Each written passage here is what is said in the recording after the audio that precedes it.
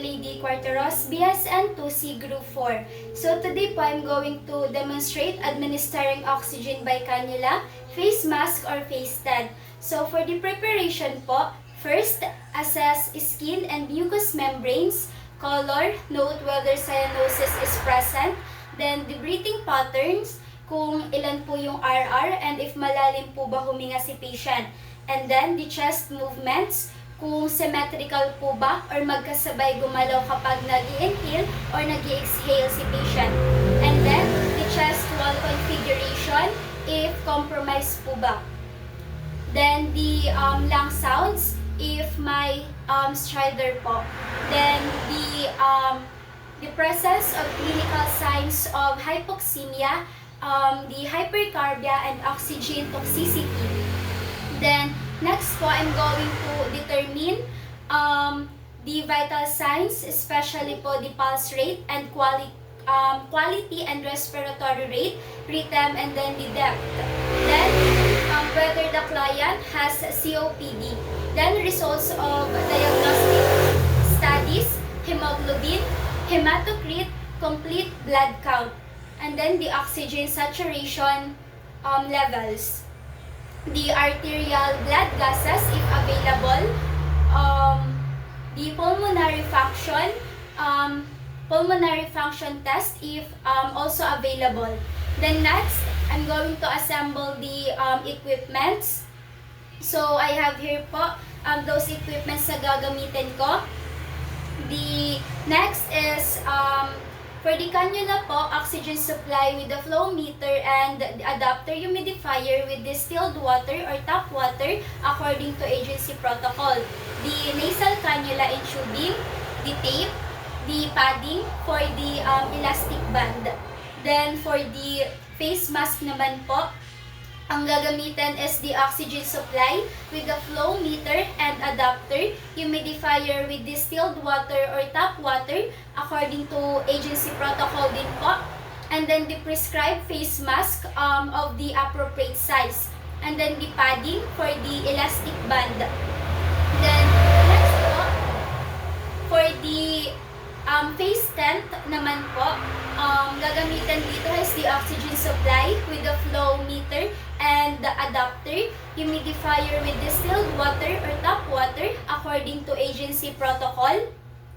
And then the face tent of the appropriate size.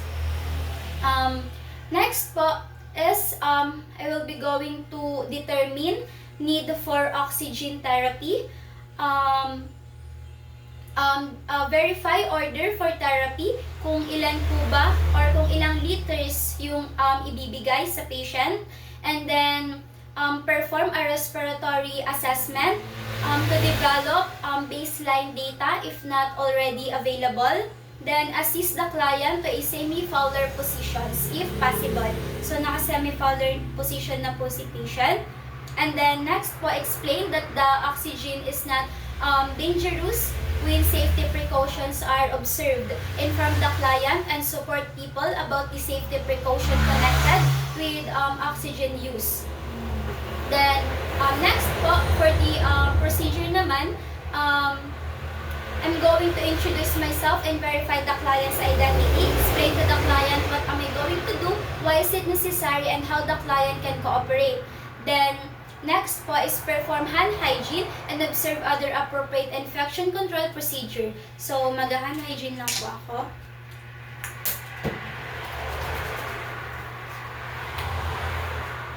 And then, magsusuot na po ng gloves.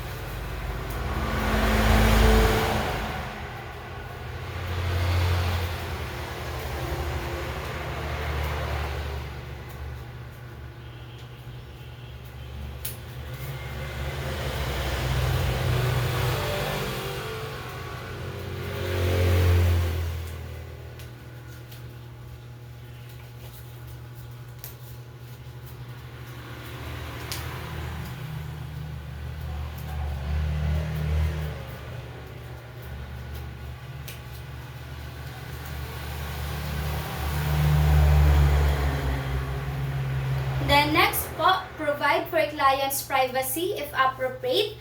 And then, I will withdraw the curtain and close the door. Then, set up the oxygen equipment and the humidifier. So, meron po ako ditong printed copy po ng oxygen tank. So, here po, ito po yung printed copy.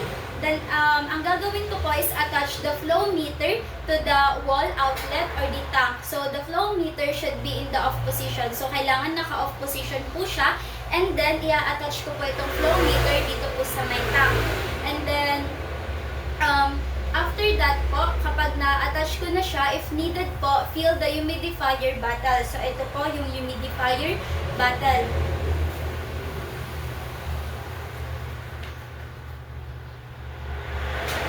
Kapag nalagay na po yung humidifier bottle, next naman po, yun na nga po, i-attach ko na po yung humidifier bottle. Kapag na-attach na po siya, attach yung humidifier bottle to the base of the flow meter. So, attach na po siya.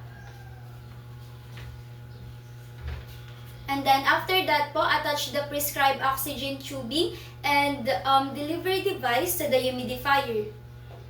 So, after that po, kapag na-attach na rin po yun, next po is turn on the oxygen at the prescribed rate and ensure proper functioning. So, ito turn on na po natin siya and ensure po yung proper functioning niya. Then, check that the oxygen is flowing freely through the tubing and there should be no kinks in the tubing and the connections should be airtight. So there should be bubbles in the humidifier as the oxygen flows through. So I should fill the oxygen at the outlets of the cannula, mask, or tent. Then set the oxygen at the flow rate ordered. So ididikit ko muna po siya dito.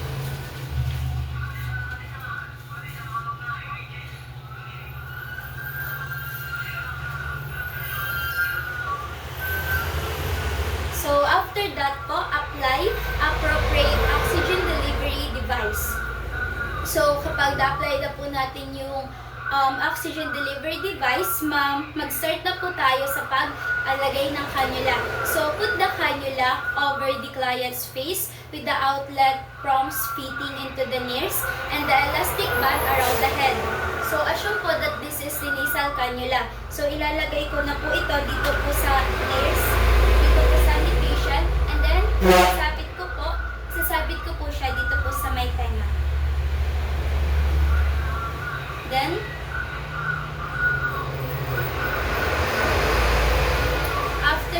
after po niya, nalagay ko na po siya sa long ni patient, and then, nasabit ko na rin po siya.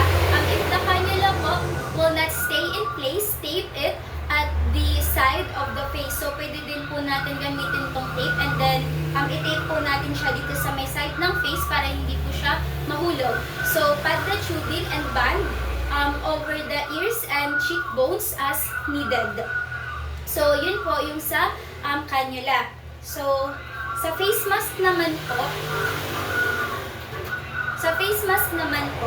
this is, ito po yung face mask. So, guide the mask toward the client's face and apply it from the nose downward. So, magmula po dito sa may ilong ni patient hanggang dito po sa may chin. So, fit the mask to the contours of the client's face. So, ilalagay na po natin siya.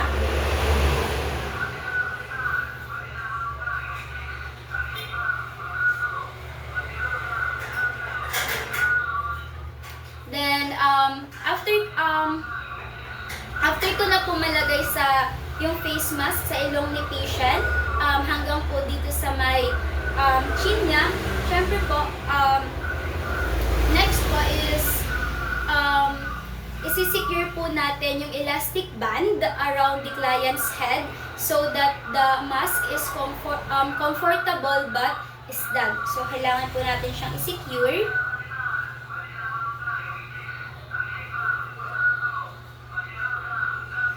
So, after po natin ma-secure, pad the band behind the ears and over bony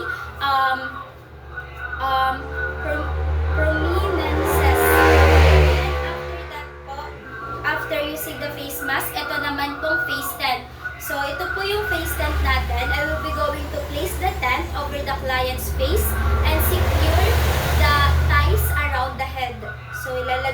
natin itong face mask. Face tent, ito po. Then, secure po natin siya. So, ito pong face tent, mas malaki po ito kesa sa face mask. So, after po natin ma-secure, next naman po, assess the client regularly. So, assess the client's vital signs, level of anxiety, color, and ease of respiration, and provide support while the client adjusts to the device. Also po, assess the client in 15 to 30 minutes depending on the client's condition and regularly thereafter. Then, after that po, kailangan din natin i-assess si client regularly for clinical signs of hypoxia, tachycardia, confusion, dyspnea, restlessness, and cyanosis. Then, also review arterial blood gas results if they are available.